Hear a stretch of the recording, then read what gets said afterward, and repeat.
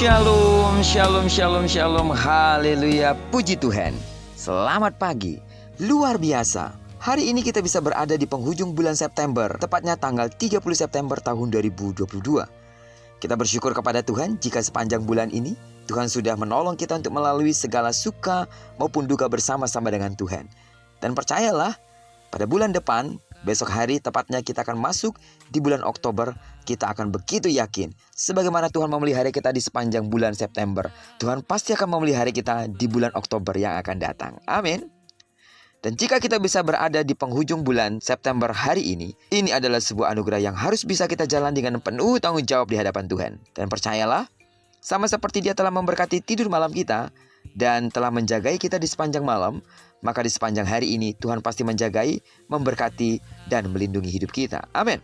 Baiklah, sebelum kita lebih jauh melakukan semua kegiatan sepanjang hari ini, izinkan kembali Tuhan bicara kepada kita secara pribadi lewat pembacaan Alkitab satu hari satu pasal dari pembacaan 48 hari bersama Yehezkiel.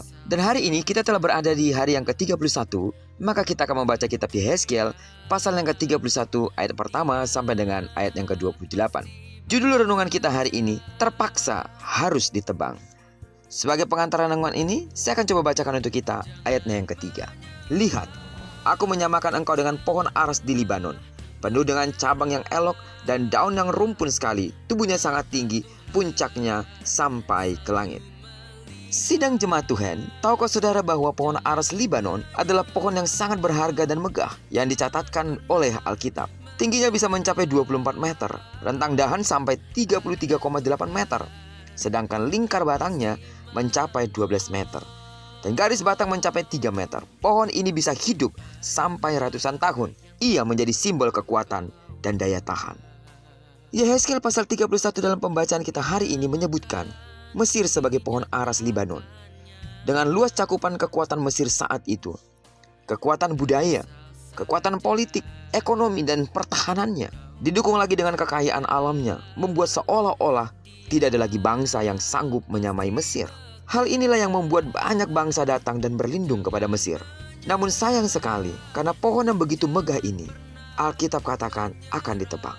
Allah akan mendatangkan bangsa Asyur yang ganas untuk menebang dan membiarkannya. Dan semua bangsa yang berlindung kepadanya akan lari, membiarkan Mesir. Ini adalah hukuman akibat kesombongan Mesir yang merasa tinggi, besar, kuat. Dengan congkak ia mengalahkan umat Allah dan terlebih lagi merasa bahwa dirinya sudah mengalahkan Allah. Hal ini sekaligus juga menjadi peringatan bagi semua bangsa saat itu. Jangan sombong, jangan merasa bangga apabila bisa mengalahkan umat Allah, bisa mengalahkan Israel dan Yehuda. Mereka bisa mengalahkan Israel dan Yehuda karena Allah sedang menghukum umatnya. Dan kebetulan, bangsa-bangsa luar inilah yang dipakai Allah sebagai alat untuk menghukum dan mendidik umat pilihannya. Sidang jemaat Tuhan, ketahuilah, dari Yehezkiel pasal yang ke-31 ini, kita melihat bahwa manusia yang sombong, sekuat apapun dia, satu saat pasti akan jatuh. Allah lah yang mengizinkan satu bangsa tumbuh besar dan mengizinkan juga satu bangsa yang tidak benar dihancurkan. Karena itu, mari kita belajar untuk menjadi orang yang rendah hati. Sekalipun mungkin kita sedang diberkati dan dipakai Allah saat ini. Jangan seperti pohon aras Libanon yang harus ditebang secara paksa oleh Allah karena kesombongannya. Kemegahan, segala yang kita punya, jabatan, bahkan kesehatan yang kita punya, uang yang kita punya, rumah yang kita punya, atau apapun hal-hal fisik yang kita punya. Firman Allah hari ini mengingatkan kita kembali, jangan sombong. Karena kesombongan akan menjadi alasan Allah untuk menebang hidup kita. Dan jangan berikan alasan kepada Allah untuk menebang kita dengan cara hiduplah rendah hati. Segala pencapaian-pencapaian kita, syukuri dengan tulus di hadapan Tuhan. Berlakulah setia kepada Allah dengan belajar untuk melakukan hal-hal yang benar di hadapan Tuhan. Dan ikutlah ambil bagian sebagai pohon aras yang diberkati oleh Tuhan, yang dibuat megah oleh Tuhan untuk menjadi berkat dimanapun kita berada. Ambillah bagian untuk menjadi berkat dan memenangkan banyak jiwa. Ambillah bagian untuk menjadi teladan bagi siapapun yang ada di sekitar kita.